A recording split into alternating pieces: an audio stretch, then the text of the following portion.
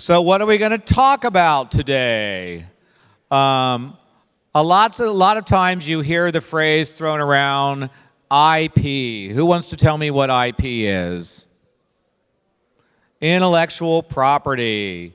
And lots of folks will tell you that you absolutely need intellectual property in order to have a successful venture. That may or may not be true. So how do you determine if you have intellectual property? How do you decide if you protect it? Well, today we are going to hear from the premier IP attorney in the San Francisco Bay Area, but pretty much anywhere.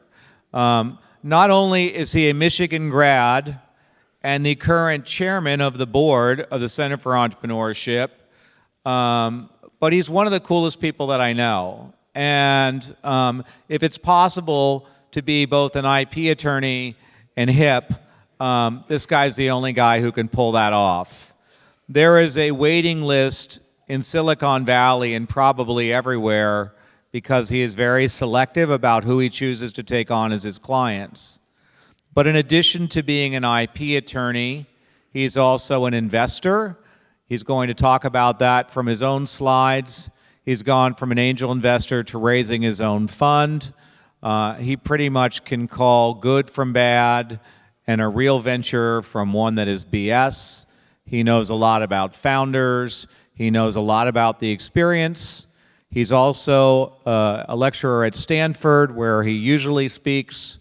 So let's make sure that we show him that we are all much smarter than those nerds with a tree as a mascot. Ladies and gentlemen, give a warm 407 welcome for Jeff Schox.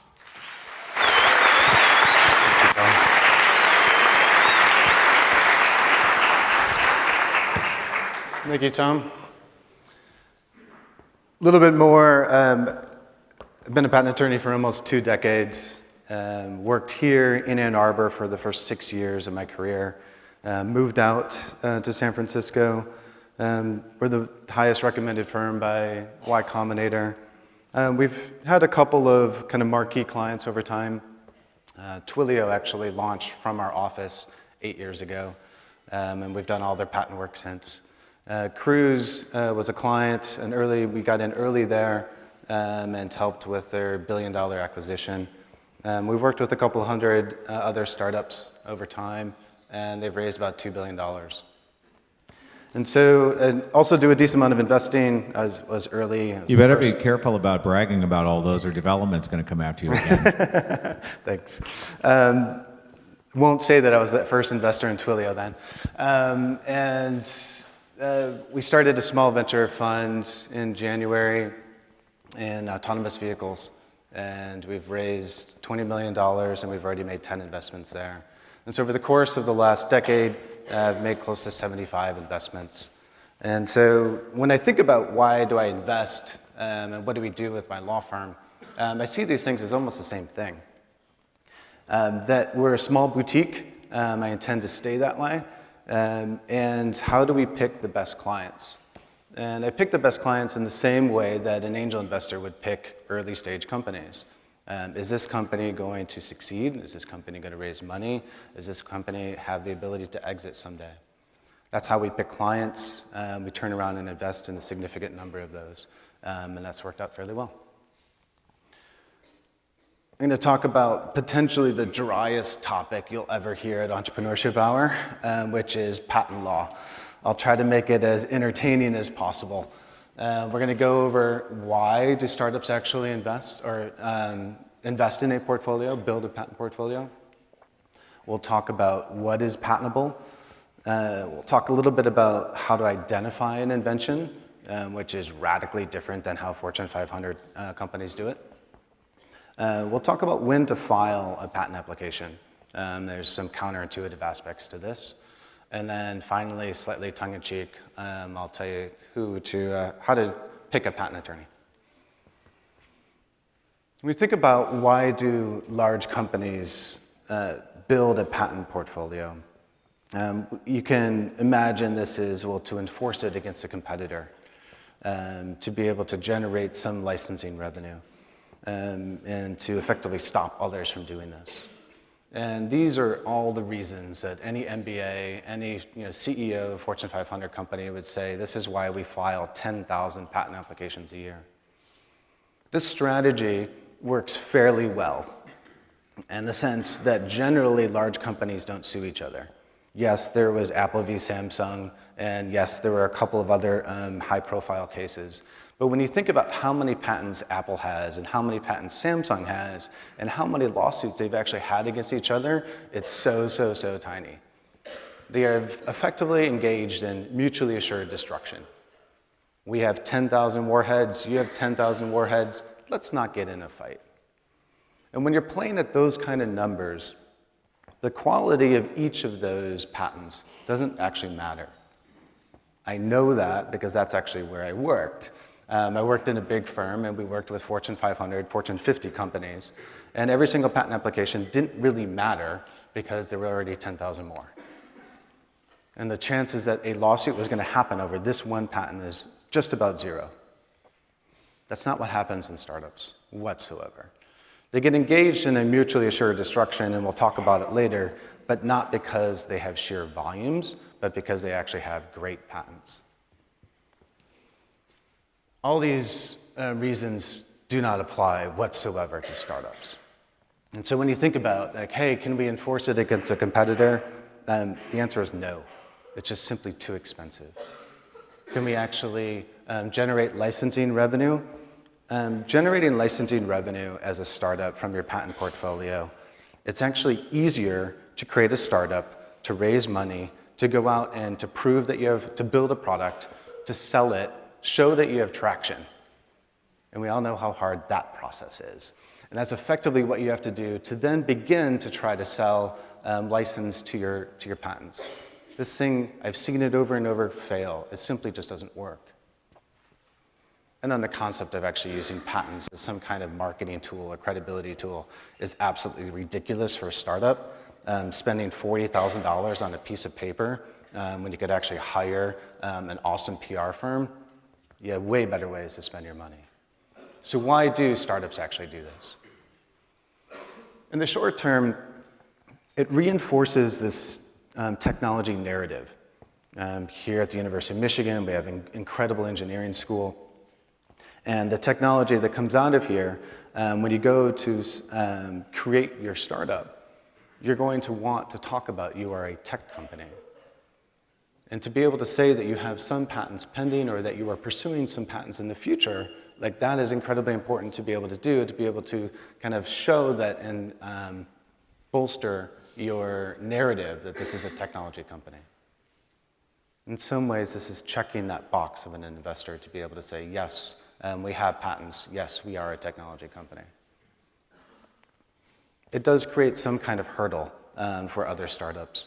When you have patents that are out there and other investors are doing due diligence, they're going to see those patents.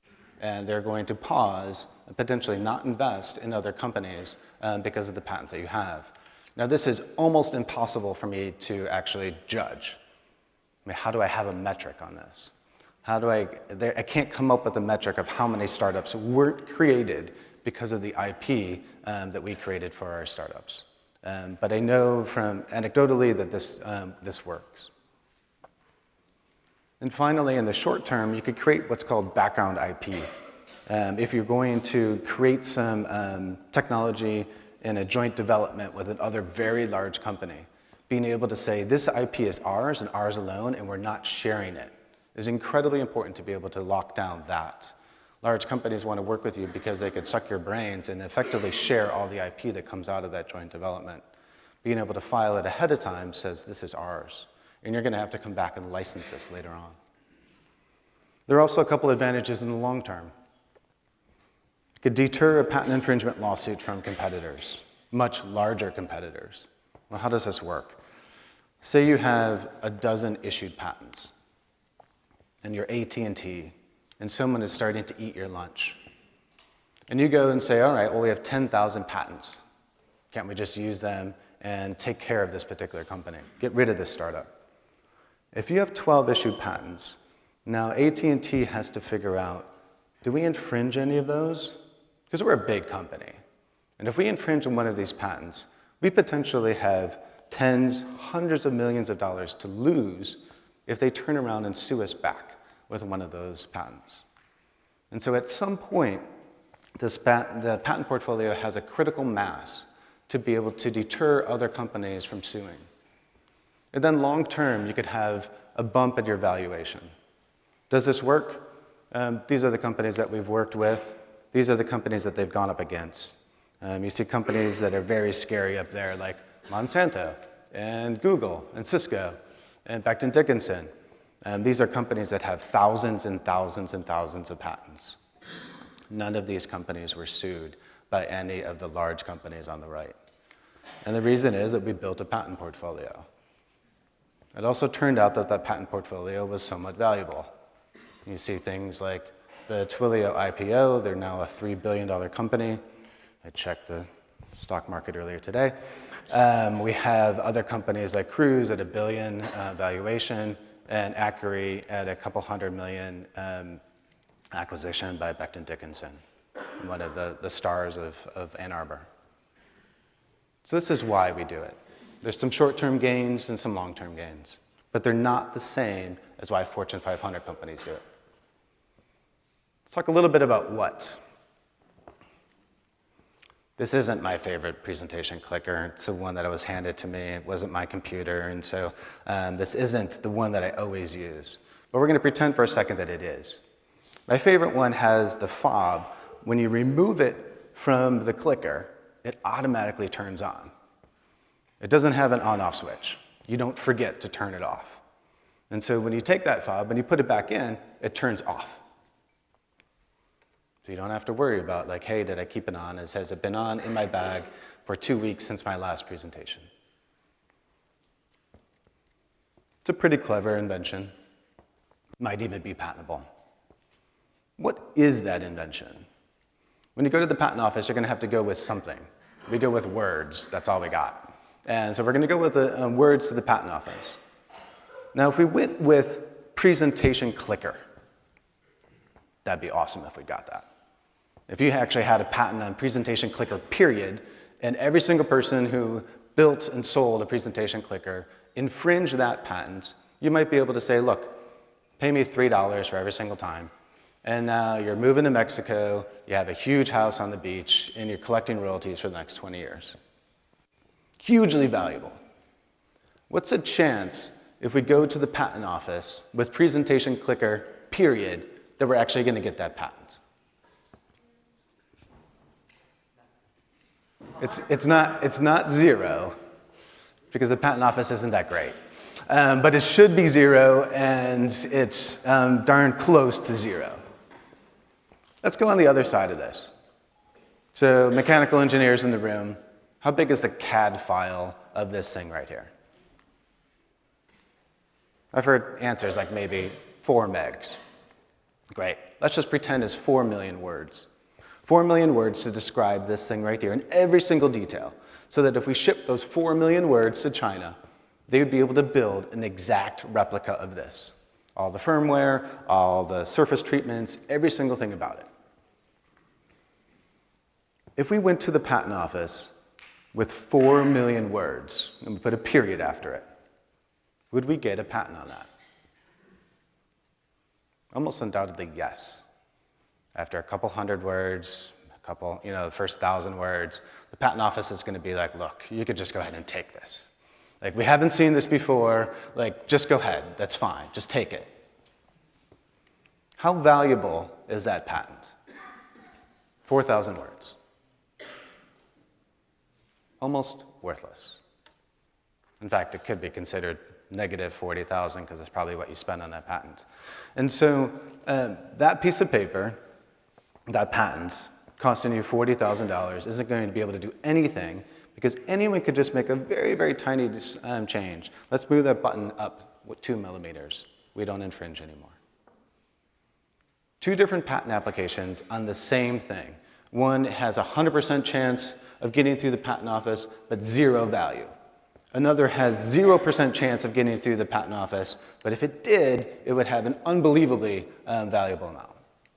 Again, I'm talking about the same thing. I'm not talking about 2 different clickers. I'm talking about the same clicker. how does this work? This thing right here is a rough abstraction of what the invention is. There's a couple of different elements in here. You got a housing, you got a switch, you got a fob, you got a radio transmitter, you got buttons, you got a bunch of things like that. And when we go to the patent office, we want to go to the patent office with something like this. Not necessarily a mind map, but about 200 words. Not 2, presentation clicker, not 4 million, the CAD file, but about 200 words. This right here is the art of patent law, being able to figure out, all right, so if there's 4,000 words here, what 200 would be patentable, but also valuable? And that's what we want. You know, people talk about like, oh, I want a really broad patent. Hey, make the patent claims like really broad. Well, we make them too broad, we're not going to get the patent. That's presentation clicker. Presentation clicker was very broad, but we're not going to get that.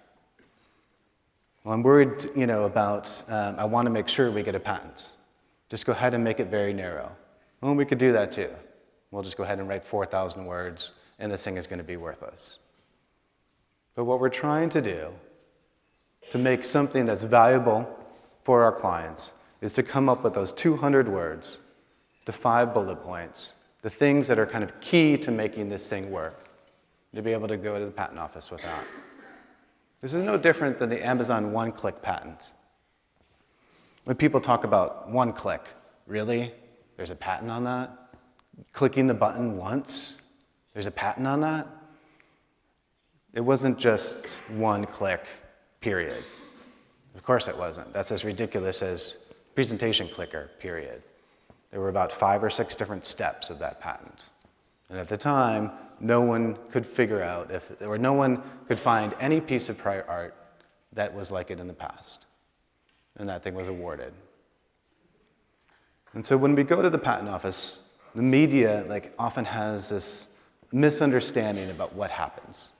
And often even our clients have a misunderstanding. Well, can we just go ahead and patent presentation clicker? Can we just go ahead and patent this?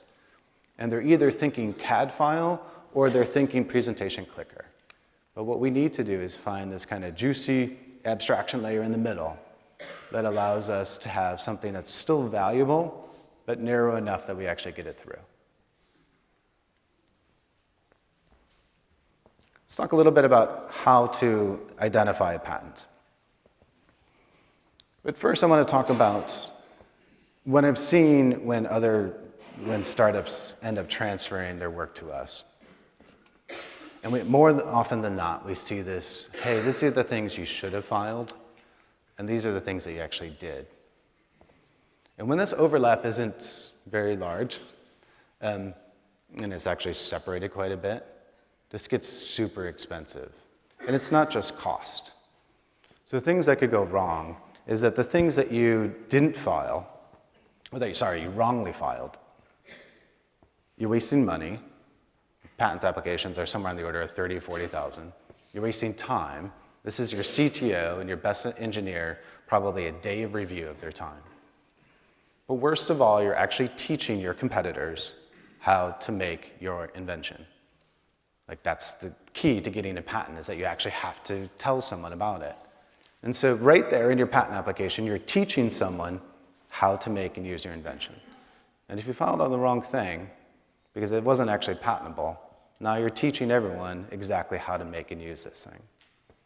And of course, the things that you forgot or didn't or omit to actually protect, those things are incredibly wasted opportunities and potentially leave you open in some kind of either liability or vulnerability. The way that Fortune 500 companies do this is that they have a bottoms-up approach. They sprinkle $1,000 or $2,000 or $5,000 to their engineers if they actually fill out an invention disclosure form. So they incentivize the engineers to actually say, go ahead and self-identify the inventions that you're working on. And then there's some kind of committee, and then the committee meets on a quarterly basis, and then they pop those over to the patent attorneys, and the patent attorneys do some kind of search, and then it comes back, and then this whole thing takes about 1.5 years, and then maybe you actually file something. But the problem is, if you try to take the same approach and apply it inside of a startup, is that what I have seen is that there's a crazy inverse proportionality between your ability to identify an invention and your intelligence. Said another way, if you're stupid, every single thing that you look at and do, you think you're a genius, and that every single thing you do is like absolutely brilliant. And when you're brilliant, you think every single thing that you do is just obvious. Doesn't everyone know how to do this? And so that when you rely on engineers to self-identify their own inventions, you don't get it right. And sometimes you get the shiny object in the room, and that may not actually be what you want to patent at all. The approach that we take is the exact opposite. And so we don't care, like when our clients come to us and say, we have 5 inventions that we want you to file, we say, great, let's just put those on the shelf over there, and that shelf actually just dumps into a trash can. And we start off with like, hey, what's the actual differentiator that you have? What are you doing that's actually interesting? When you're pitching to an investor, what are you saying? When you're looking to go to your customer, what is your advantage? Let's start there. We're faster, cheaper, stronger. Great. What makes you faster? What makes you stronger? What makes you cheaper? And we're going to talk about, like, let's start at the differentiator spot. And then we're going to say, all right, well, what technologies support that? And then from there, we're going to say, okay, so there's some interesting technologies that support this differentiator. Should we hold that as a trade secret? Should we publish this? Should we open source this? Or as almost last resort, should we patent this? We try to get maybe some protection in all 3 buckets. But we start there. We don't start with what's the shiny object that you think is patentable, because almost invariably, they get it wrong. Jeff, do you believe that approach makes you unique or your firm unique relative to your own competitors? Not too many people take this approach. It's harder. To look at a client and to say, I don't care what you want me to patent, we're not going to patent that. Tell me more about the pitch that you just gave to an investor. That's uncomfortable, and most people don't do that. And so when we have those super uncomfortable conversations of, I don't care the list that you handcrafted before you walked into the office, I want to talk about your business. They're like, wait, why are we talking about our business? We have inventions. We're only going to file probably 12 patent applications over the first couple of years. Every single one of those has to do its job. And if they're not doing its job, if they're not giving high value because this is the differentiator of your company, it doesn't make any sense. Patents are really expensive. And it's not just money, it's time of the startup.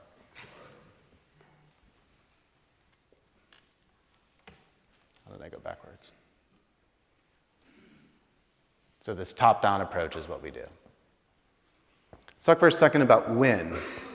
When is a little tricky.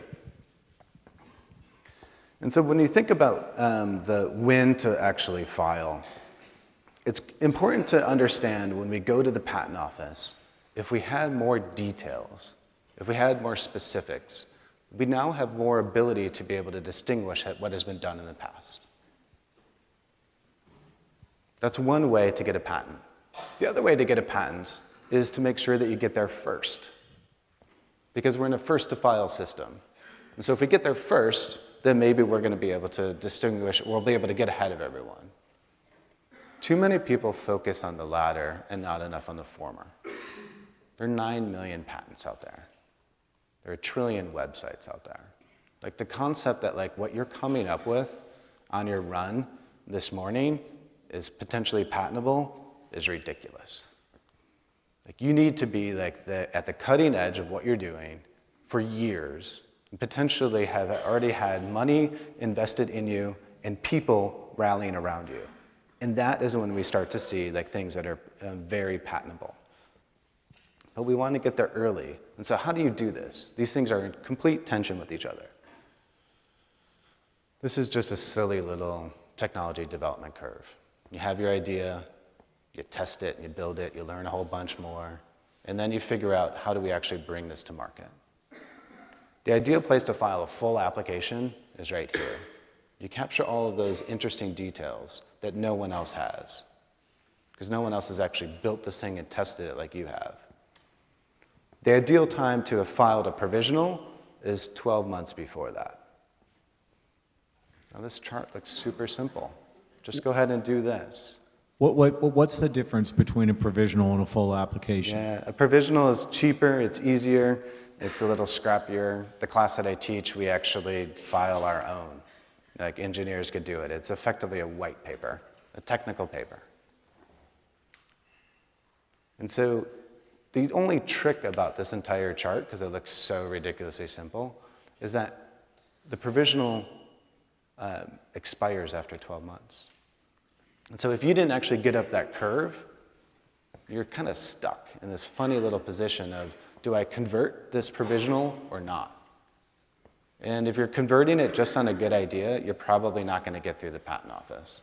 But generally, people don't want to give up that early date. And so generally what I would tell people to do is that you wait on that provisional until you know you are going to get up that curve. You're going to build it and you're going to test it within the next 12 months. And if you're confident that that's going to happen, file your provisional. And if you're not confident, be patient, because what is actually going to be patentable and valuable hasn't been invented yet.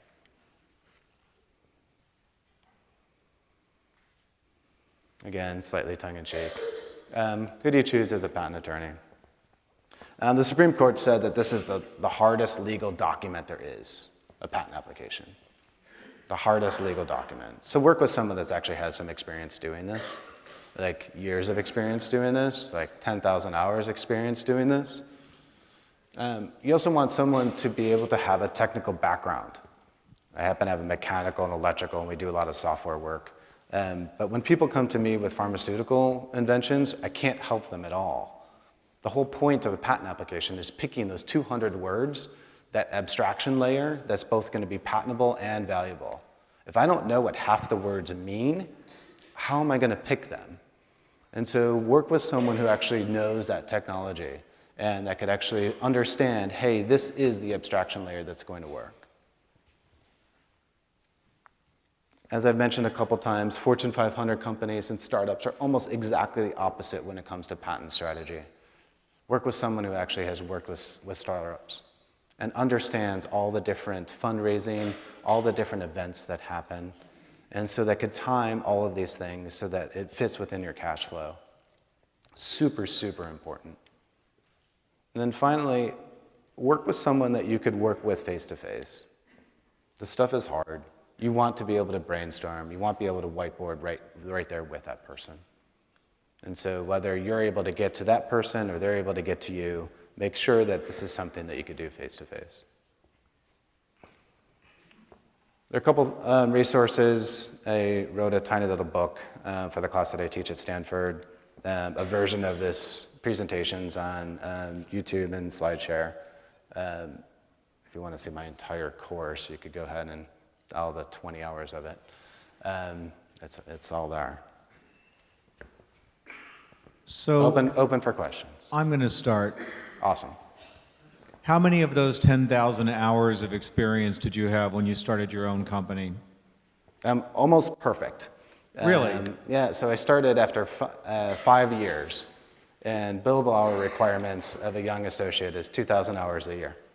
So you had a rather unique strategy to building your business, which in some ways flies in the face of what we tell entrepreneurs. You were extremely picky.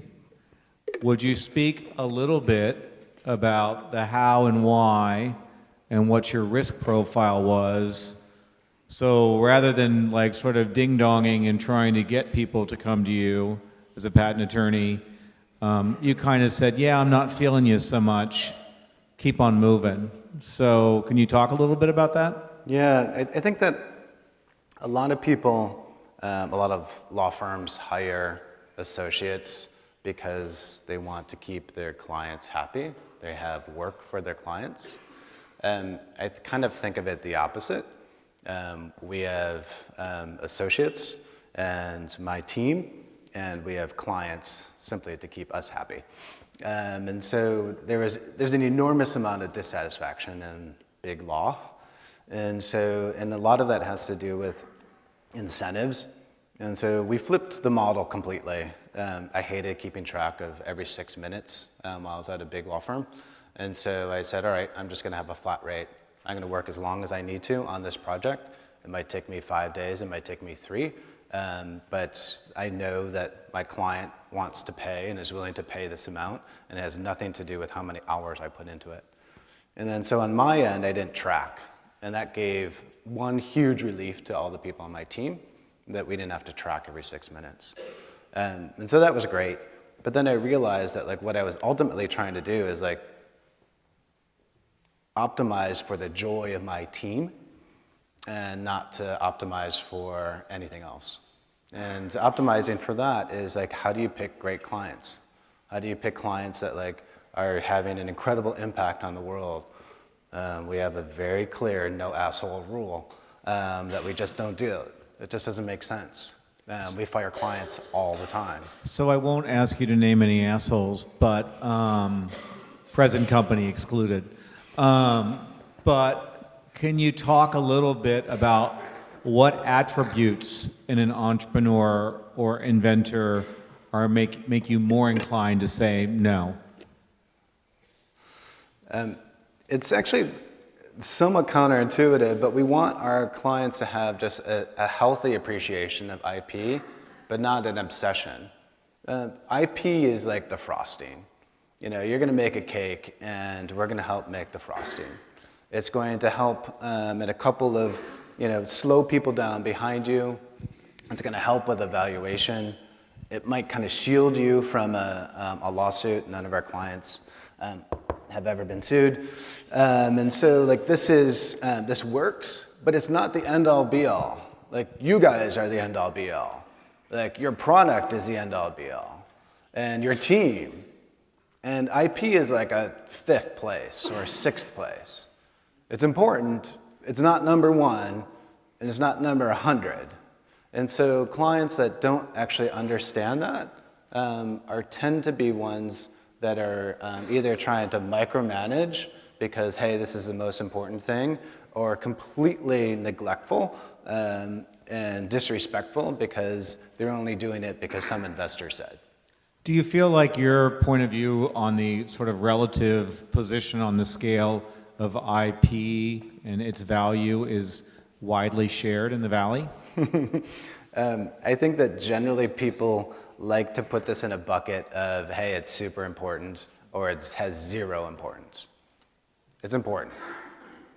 It's not the most important thing, and it's not the least important thing.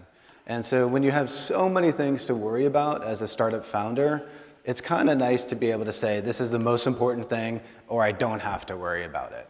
But the reality is, it's about 5th or 6th. And so it's important. You need to work with someone that you could trust and you enjoy working with, and be able to just kind of delegate that responsibility and move on. So if I come in and say, I've got awesome IP, do you immediately sort of brand me varsity loser and move on? No, not that, just for that. There would be other reasons. But the saying I have awesome IP is fine, but like, hey, I'm not even thinking about a startup. I'm just coming to you like way before I've raised any money or thought about a team or convinced anyone. It's the crazy inventor that literally hasn't told anyone about their invention that comes to me and just kind of whispers and wants me to sign an NDA that there's that meeting will not last more than 5 minutes. That's not a startup. That's not fundable. That's something that's not going to change the world. So you provide a very specific service, but it sounds like a lot of counseling and hand-holding, and we'll talk a little bit about your role as an investor too, but given the fact that the big firms tend to provide promising startups or founders with spa-like services and free legal counsel and conference rooms and all these other goodies in hopes of them someday becoming revenue-generating clients, how do you work and play well with others when you're dealing with clients that also have relationships with those firms? It's kind of funny. I don't want to name names, but there are a couple of big name law firms in Silicon Valley that have their own patent department. And now keep in mind that if a corporate patent attorney and she takes her client over to the patent folks and says, hey, I want you to do work, she gets a cut of that. And there are quite a few number of big firms in Silicon Valley that instead of walking down the hall, they pick up the phone. And so we recognize that we do this tiny little thing. We develop the patent strategy and we file patent applications. We don't do trademarks, we don't do copyrights, we don't do licensing, we don't do litigation, we don't do opinion work, we don't do any of the other things that IP attorneys typically do. This is all we do. And so the other big law firms recognize that and recognize that we're really good at it. So in the ecosystem that surrounds a young entrepreneur or a startup, who loves you and who fears you? We have a couple competitors, or what we view as a competitor or two. What we like to play with is some of the great incubators, very close with Y Combinator and as a mentor there, and we do a lot of the work there. There's a couple other incubators, both in town here, and also in San Francisco. And we see those as just kind of great ways for us to be able to jump in, share some knowledge, and at some point be able to potentially work with some folks. Okay, question from out here. Hello. Thank you for coming here, first of all. My question is, if you were back at the University of Michigan as an undergraduate freshman, what would you do the same and what would you do different? When I was here, I was actually speaking with the new dean just the other day, and I think he took the same course that I did. When I was here, there was one entrepreneurial class. It was taught by a local entrepreneur who did custom designs on t-shirts. And so that one class would turn out a decade later to inspire me to create my own firm. What we have here now is unbelievable. Classes upon classes with certificates, degrees. Entrepreneurship here is now it's an actual thing. You get a minor in it. This is something where I took literally one class, from a guy that made custom t-shirts. He was awesome, by the way, but that's what he did. And so, you have the opportunity to soak up all of this. I'd probably stay and get a master's degree in engineering. I'd probably try to be as technical as I could and layer on top of that as many entrepreneurship classes as I could. That's probably what I would do different. So how are you the same and how are you different from your 18-year-old self? That's a good question. I put in my 10,000 hours.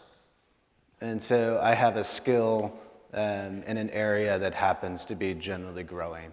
And it's protected by the Constitution. There was a point a couple of years ago where people were like, oh my God, software patents, that they're just going to abolish them. They might just abolish the entire patent system. I'm like, yeah, have you read the Constitution? It's actually right there. My job is protected, we shall have patents. It's right there. And so this happens to be a field that I enjoy, I find challenging. We have a role to play in startups that have a role to impact the world. And I have a skill set that I put in my time. And as an 18-year-old, I had all the energy and all the drive, but I didn't have those 10,000 hours in anything. Yeah, so what's your opinion of open source companies such as, say, Red Hat or more recently Docker? As I mentioned earlier, we've actually had quite a few folks come in that we've engaged, like startups that we've engaged, and that at some point, second or third meeting, we've said, why don't you just open source all of this? This is something that you want more people to have, and that you benefit with other people selling the same exact hardware, because you're going to be selling the software service on top. Why don't we just open source this? And so it plays a role, And it plays an incredibly important role, and that is the optimal business method for many startups.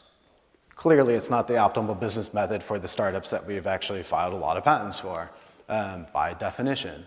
But the subset of how many patents or how many clients we have versus how many startups are out there, I mean, it's fairly small. Not every single startup needs a patent by any stretch. There's going to be plenty of awesome business models that have nothing to do with proprietary technology. But if you look at yourself and you look at your team and you say, we're technologists, you've got to at least consider, is there a patent here? That's part of our narrative. And investors are going to ask that question. Hi, so you talked about how early startups and big companies have completely opposite strategies in terms of patents. So I was wondering about those early startups that came to you and are now worth millions of dollars. Do those remain your clients, or do they switch to firms that deal with big patent companies? Yeah, so we still do Twilio's work. Between me and you and the other 400 people in this class, in this room, I don't know how much longer we will. They have moved now into, they're close to 600 people. I absolutely love them. I was their first investor. They launched from our office, been good friends with the three co-founders. But we all have talked about there will be a day where we're not a good fit for each other anymore. And so, but still, we've worked with them for 8 years, and they've made it all the way up to 600 people. And so we do have a decent amount of kind of room where we are a good fit. We also work with Duo, and Duo is now, close to, I think they just broke 300 people as well.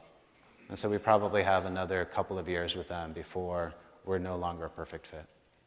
So as an investor, what's a deal breaker for you in a meeting? What's the one thing that a potential entrepreneur can say where you immediately unplug and they've shot themselves in the head? Complete disrespect between the co-founders. Interrupting each other, contradicting each other without any kind of compassion at all.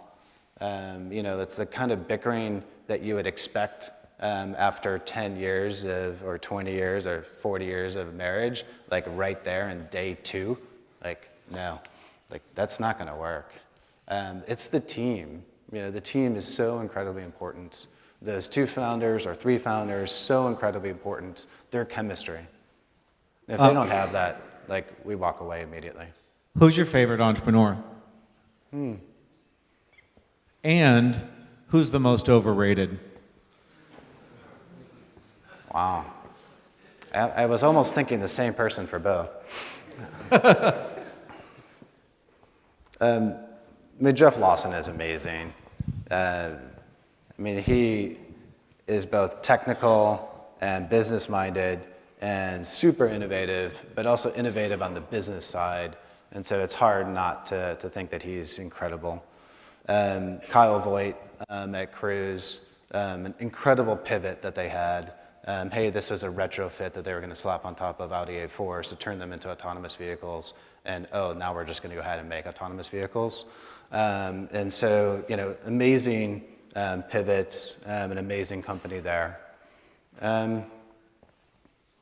I think my favorite is Sanjay, Boosted Boards. And Sanjay has this kind of presence and his demeanor and the way he thinks about what the startup should do. They make electric skateboards.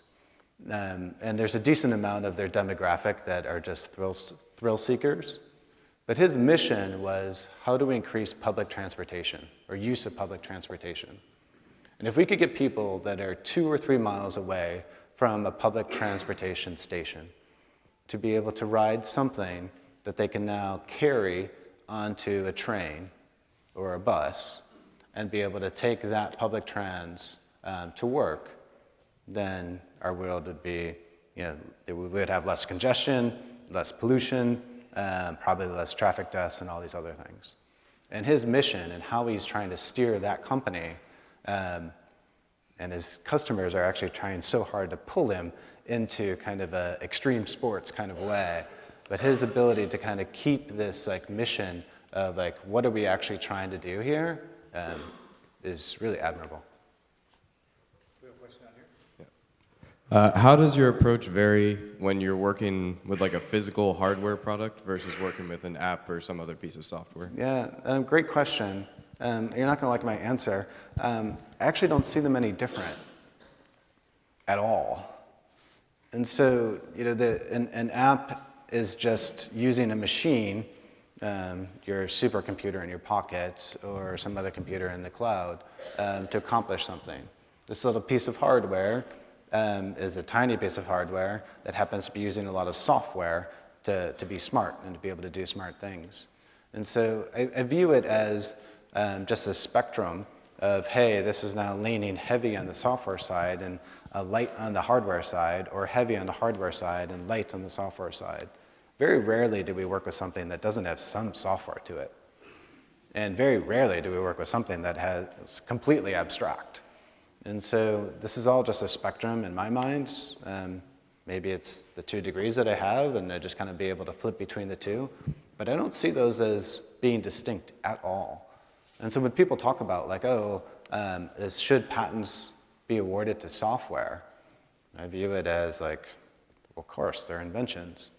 And some things are, you know, some inventions are rooted in software, and some inventions are rooted in hardware, and all along the spectrum in between. Last question. Do you see yourself in your own personal professional roadmap ever actually being an inventor or focusing entirely on investing and releasing your patent work? No, I view the patent firm that I have as kind of like the core of like what we do and who I am.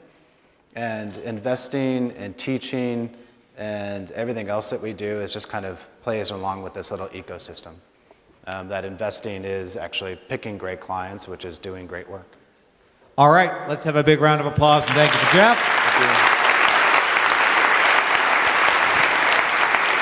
Everybody have. And when you line that up against what's traditionally been done when analog turns into digital in the form of audio, we believe that we've got a different approach that's based more in the fundamental natural way that humans hear. And so we'll talk about that a little bit more, but the technology really addresses all of that. Perfect.